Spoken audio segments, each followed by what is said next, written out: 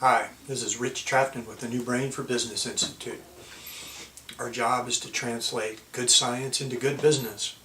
I'd like to invite you to spend a few minutes with me while I talk about our point of view on change. One of the things that most people agree on is that change is hard. Most of us feel that people resist change. And for many of us, we have a personal history that has plenty of places where we've tried to make changes and it hasn't worked out quite the way we want.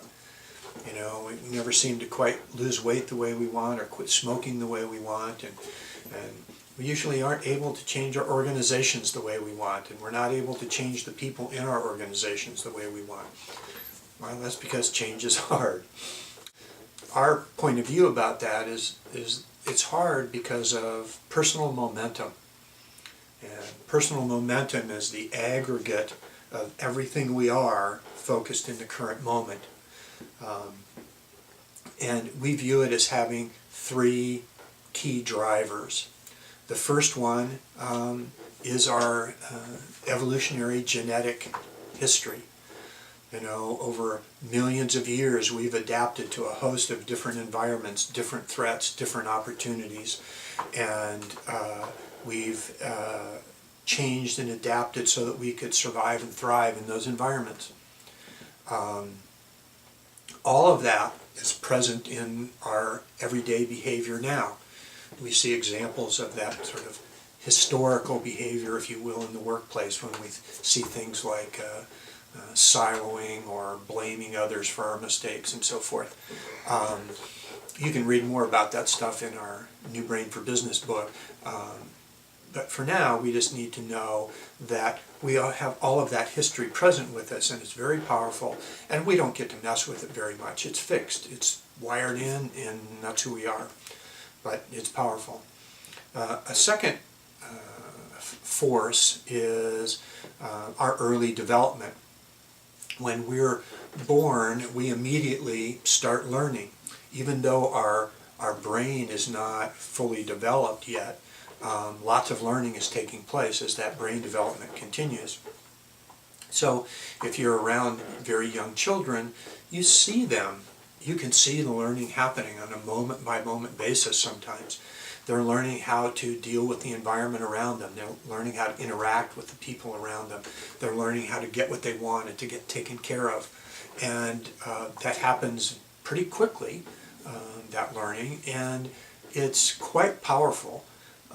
And what's most interesting about it is that learning takes place before language and logic have developed in our brain. The parts of our brain that do language and logic really aren't online yet for an infant. So they're learning all sorts of things, but that learning is embedded without labels, without verbal connections, without logical, conceptual frameworks to make sense of it. So later on in our life, that's not accessible to us. We can't go back and experience that again directly. Most of us don't recall it. Our memories at that point aren't available to us. So we can recall things because we see them in our family albums, but we don't actually remember what happened there. So we have lots of stuff happening that's powerful, that's not available to us through language or through logic, but yet still has a tremendous influence on us in the workplace. So you have genetic evolutionary force, you have some early developmental force, and then kind of the third leg is the influence of culture. We don't grow up in a vacuum. We have a family, we go to school, we go to church, we watch TV, we're exposed to media, we live in communities with certain cultures. All of that imposes on us quite vigorously rules and expectations, what's appropriate, what's not appropriate, what's okay, what's not okay. How should women act, how should men act, how should kids act, how should adults act, how should teenagers act. All those rules come to press on us and have an influence on our ongoing behavior. Even as adults, we're still subject to that same cultural reinforcement of our behavior. So you put these three things together. You have genetic evolutionary force, you have early development that's not accessible, as an adult, and you have a strong cultural press to make you who you are in the current moment. That's personal momentum. Lots of reasons to be who you are. And most of those reasons are not available to you to adjust. There are no knobs and switches to allow you to adjust those things. Even though we might have a hefty interest in doing so, that doesn't make it happen. And as a boss, when we're trying to get one of our people to change, we think they should just change because we told them so. And what we're not appreciating is we're pushing against all that personal momentum. And we're using our immediate conscious intentions to try and effect change.